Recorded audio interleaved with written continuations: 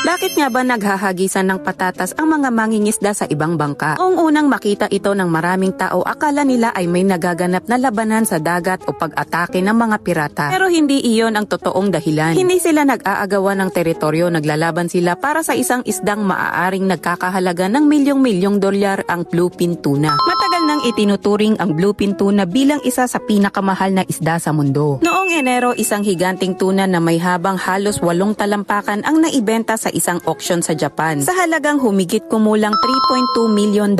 Nang kumalat ang balitang iyon, maraming mangingisda ang nagsimulang magtungo sa parehong lugar sa dagat upang subukang makahuli rin ng ganito kalaking tuna. Sa Japan, ang bluefin tuna ay hindi lamang pagkain, isa rin itong simbolo ng prestihiyo, lalo na sa mga mamahaling sushi restaurant. At mas malaki ang isda, mas mataas kadalasan ang halaga nito. Ang bluefin tuna na mas mababa sa 6.5 talampakan ay napakabihira. Para sa mga maraming mangingisda, isa itong pangarap na mahuli kahit minsan lang sa kanilang buhay. Kaya nang magsiksikan ang mga bangka sa iisang lugar, lalong tumindi ang kompetisyon. Ang paghahagis ng patatas sa ibang bangka ay paraan para gambalain o paalisin ang mga kakompetensya. Dahil para sa kanila, hindi lang ito isang isda, isa itong lumulutang na mansyon sa gitna.